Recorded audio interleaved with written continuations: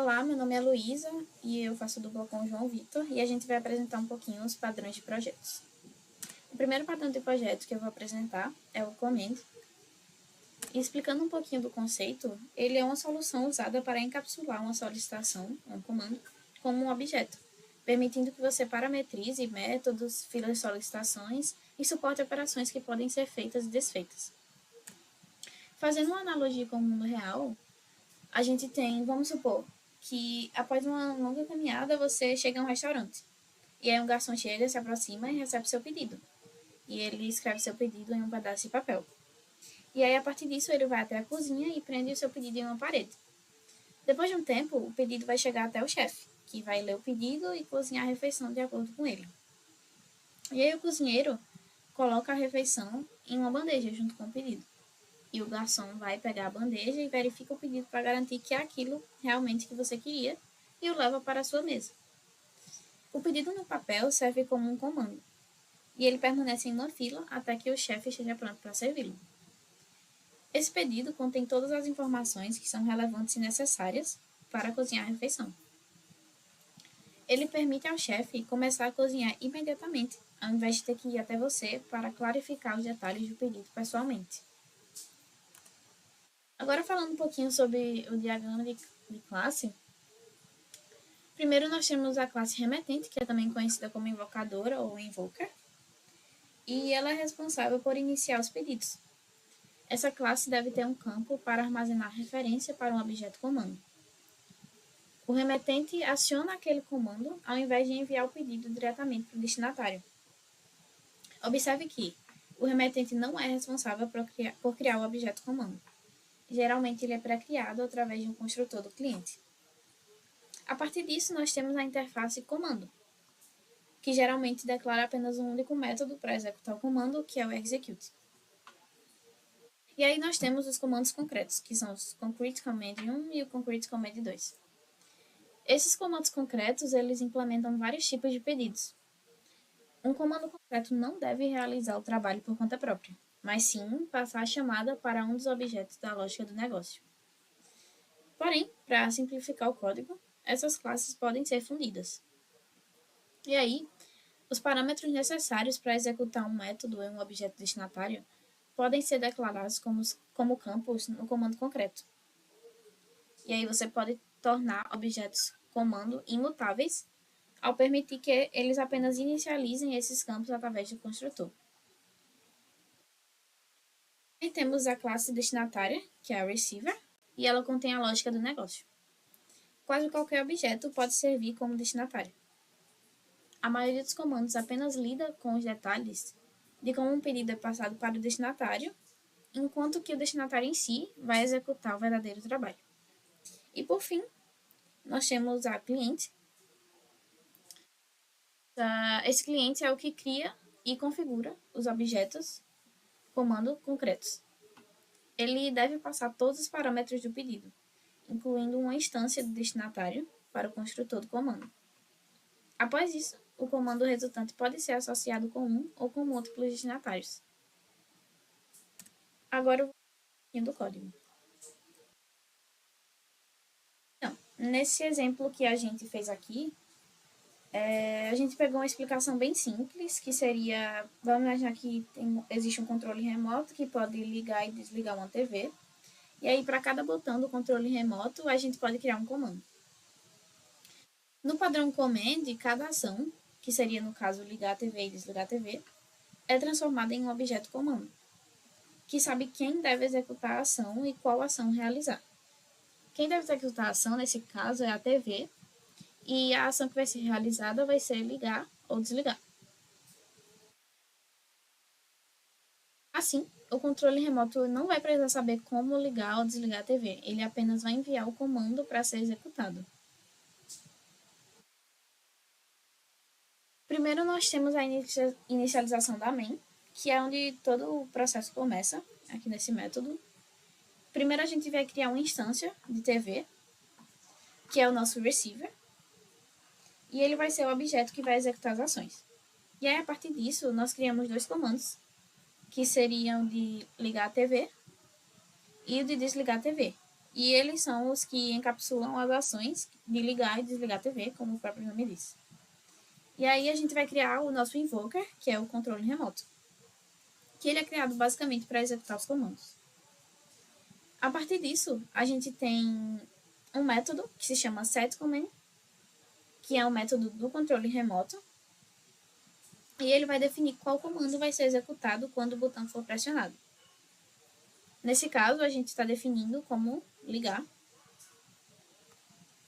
e depois a gente está definindo como desligar. Na execução do comando, que é pressionar o botão, basicamente. A gente vai chamar o método pressionar o botão, que é chamado no controle remoto, e o controle remoto vai executar o comando definido, que é o comando que foi encapsulado. Executado, a TV, que é o nosso receiver, vai receber a solicitação e vai realizar a ação correspondente. Por exemplo, se o comando ligar TV command for chamado, então a TV vai ligar. Se for o desligar TV command, então a TV vai desligar.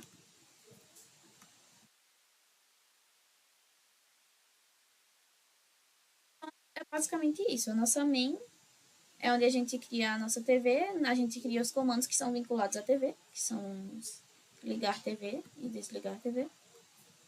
E a gente cria o controle remoto. E a partir disso a gente pode definir se a gente vai ligar a TV ou desligar a TV.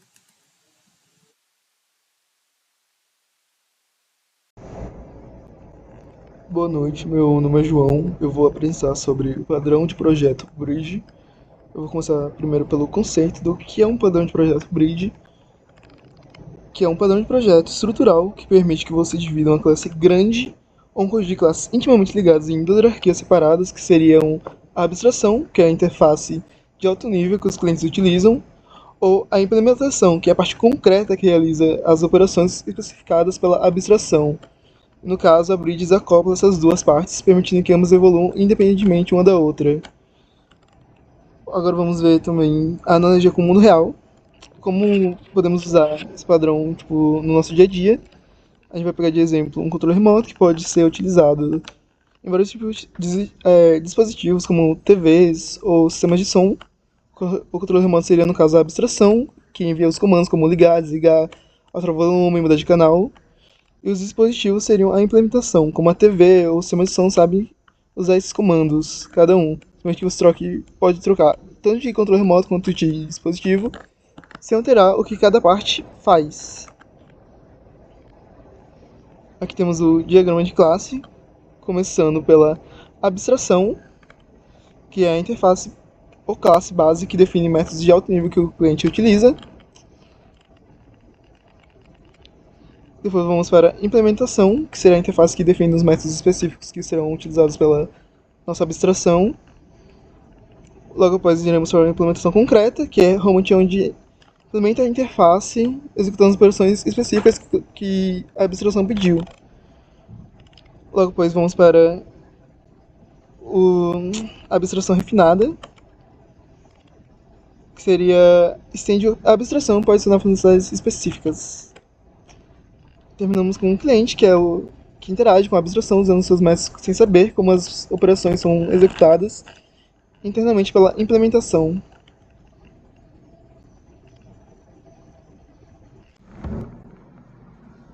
Agora eu vou explicar o código que usamos de exemplo para a Bridge, começando pela interface, que define os métodos que os dispositivos devem implementar, como dá para ver aqui, ó, ligar, desligar, aumentar ou diminuir o volume. Depois podemos ver a TV, por exemplo, como uma implementação concreta que implementa a interface e define os fundamentos específicos de cada dispositivo. Para ligar ou desligar, aumentar, diminuir o volume, quanto de volume vai aumentar ou diminuir, isso está definido aqui. Mesma coisa para o sistema de som, que são aparelhos diferentes, que também está na parte de implementação concreta. Depois podemos ir para a parte de abstração, que seria o código controle remoto, que vai interagir com a interface do dispositivo, delegando as operações dos dispositivos concretos. o que eu vou fazer, tipo, com o TV, o sistema de som, vai estar na parte do controle remoto. E por último, vamos para main, que cria diferentes dispositivos e controla através do controle remoto, demonstrando a separação entre a abstração e a implementação. Eu não tenho um comando que eu coloquei na main aqui para rodar, que seria tipo ligar e desligar a TV, aumentar e diminuir o volume dela. Vamos coisa para o controle de som. Vamos rodar aqui para ver se está certo. Saindo. O sistema de som foi ligado, o volume de som estava 22, foi para 20 e depois eu desliguei. Quando a TV estava em 11, e depois foi para 10 e depois eu desliguei. Basicamente assim que é a demonstração de um código para a bridge.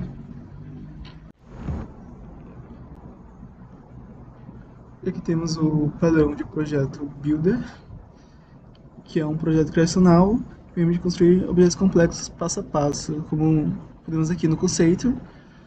O Builder separa o processo de construção da representação do objeto, facilitando a criação desses objetos com diferentes variações sem alterar o código de construção.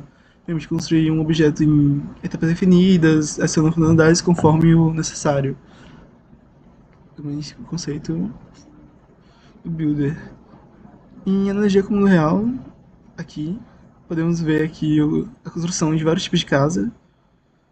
Tipo, imagina a construção de uma casa onde cada detalhe é adicionado com etapas. Primeiro você coloca as paredes, depois as portas, depois as janelas, e dependendo dos materiais e estilos, dá pra ver que tem várias coisas diferentes, tipos de casas diferentes. As casas podem variar.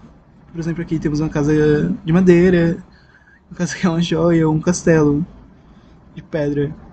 O build atua como um construtor, que realiza essas etapas, enquanto o diretor organiza a ordem dessas etapas, permitindo variações sem alterar o código principal, né? Agora vamos aqui para o diagrama de classe, onde temos o builder, que define a interface para criar as partes do produto, ou Concrete Builder, que implementa a interface Builder para construir e montar as partes específicas do produto. Temos o diretor, que define a ordem de construção, usando o Builder para criar o produto passo a passo. Temos o produto, que será o objeto final, construído pelo Builder, pode ter várias representações dependendo do Builder usado, né?